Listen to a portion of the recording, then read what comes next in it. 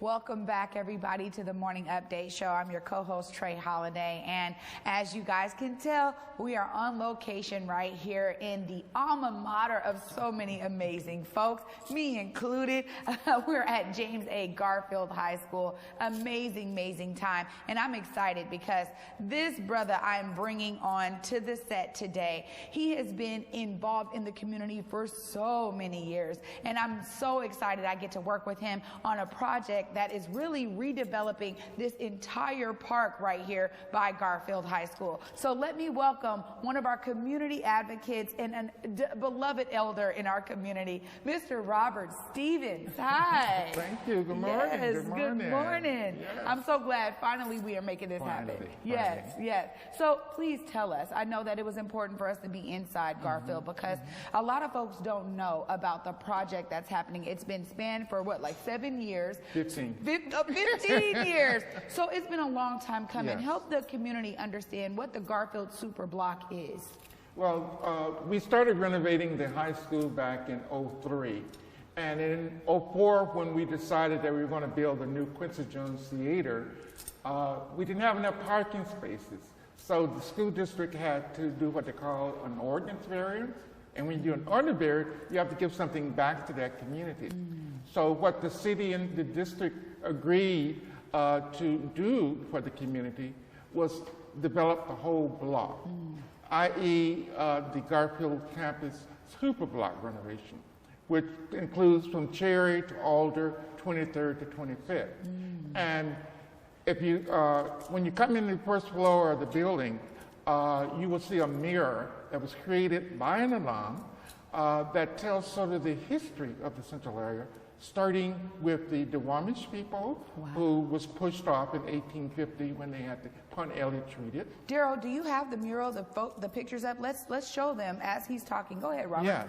Yeah. So the mural begins with the Duwamish people, and it sort of jumps off into Henry Yesler. He used to come up here to chop logs and stuff, and skinny the logs down Yesler and Jackson. So you run into that. Then it goes into when the blacks sort of came, and then it goes into where the 7 different ethnic groups are working together during the late 1800s all the way through. And the mirror sort of ends with Obama, because the school reopened in '06, and so it ends with that era. And all of that information will be put out on the outside the campus through art and text and other information. Well, it's been exciting because honestly, I know you and I both have this community perspective, and it's so important that the community is a part of these development projects. I know for me at Africatown Community Land Trust, it is at the heart of what we do. And I know that you have been involved in this project. You said 15 years. This has really been a lifeblood of community. Community's been able to input over the years. So let's hear about that too, because the community has been involved in this project. Yes. Well, when we were doing the renovation of the school, the building stewardship consisted of community members, the school district, and teachers and what have you.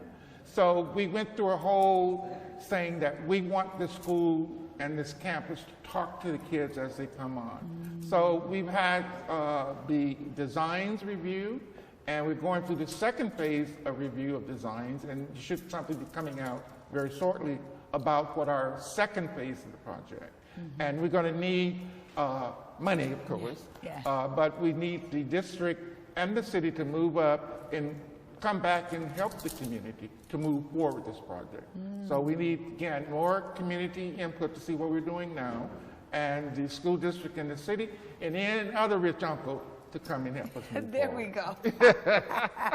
I love, call them out by name, right? Yes. You know, I think that being a part of this coalition, the Garfield Superblock team, it really is a convergence of, you know, folks who are professional architects and landscape architects, and then folks who are coming from the community like ourselves. But then also there's a huge part of this that is really about art and the cultivation of art. Let's hear about that, because you were just just describing how the mural inside is really reflective of these 7 cultures that have really commersed into the Central District and made the Central District what it is today. And there's nothing really outside that exemplifies that. So let's hear a little bit about this art that we expect to see once this development is complete.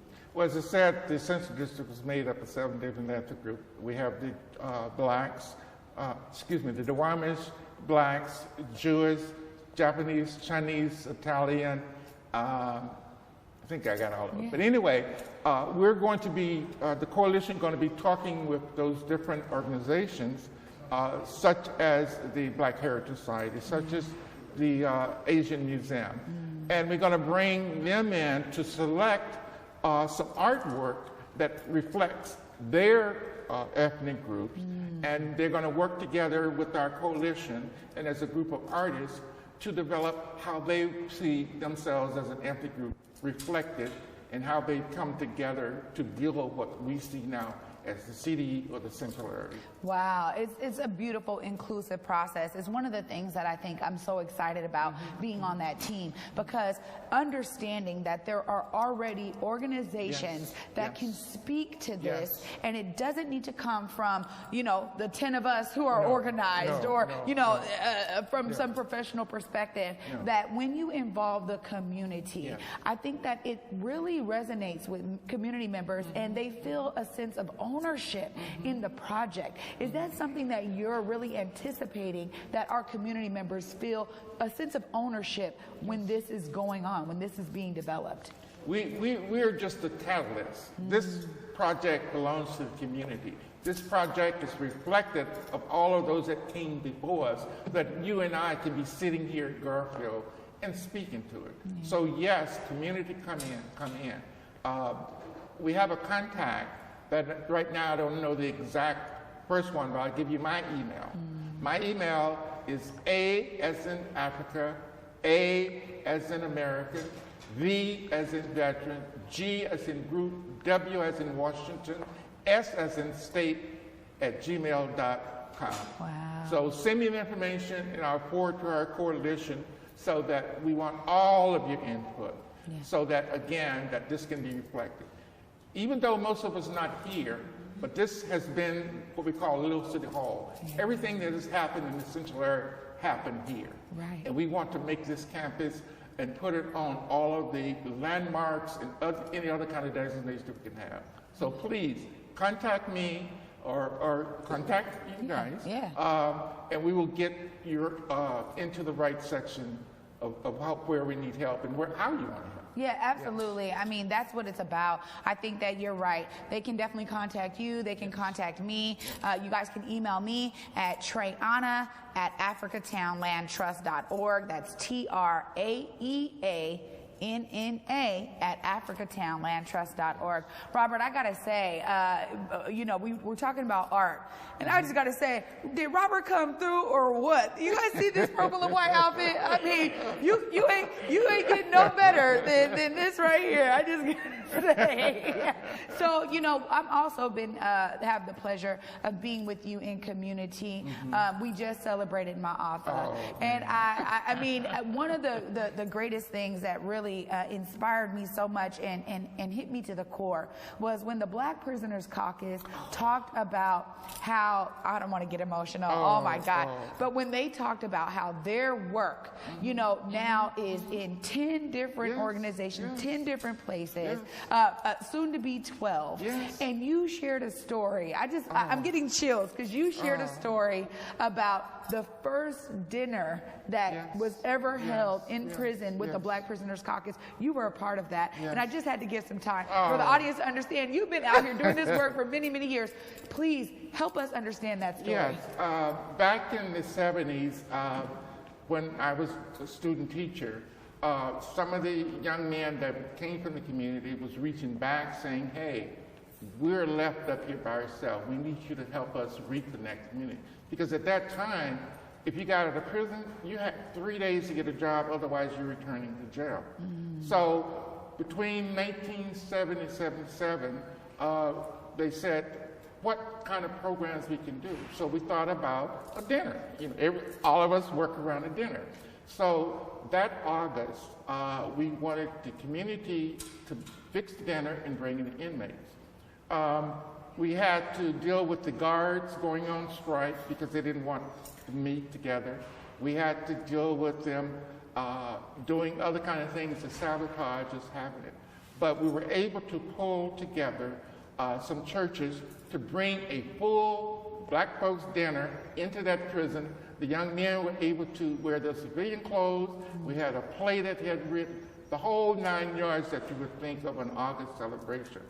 But the volunteer coordinator was a little bit jealous because he didn't have the control of the black inmates like he wanted to. And I was ordered not to return in 1977. Wow. But my shout was that you can kill the leader, but you can't kill the dream. Yeah. And when I heard and saw those young men and the young lady, yes, because they're pretty now, yeah, it was like my living is not in vain. Oh. It is not in vain. And you know, as you said, that whole program was making me cry. But when I heard that, I had to give a ring.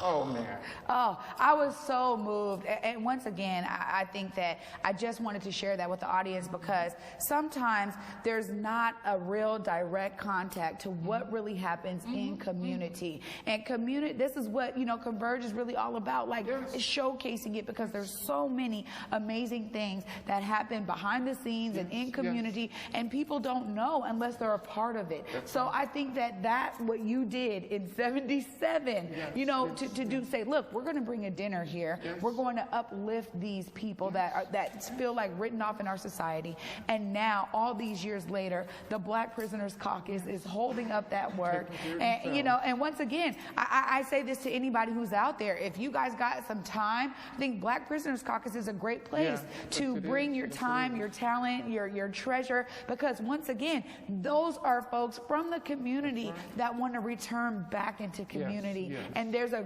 great way that we can do it collectively. So I'm so glad that you are a part of that work. And I'm also happy that you are keeping the your finger on the pulse of this development project and making sure that community is a part of this. If folks want to get involved, I know that the coalition is working on more marketing, a website, and having that direct access so that community members can be even more involved in the process. So what we'll do right here on Converge, we'll make sure we share that website when everything is ready to go. Mr. Robert Stevens, thank you so much for joining me today. It's been a true pleasure. Thank you. Absolutely. You guys are watching the Morning Update Show. Stay tuned. We'll be right back.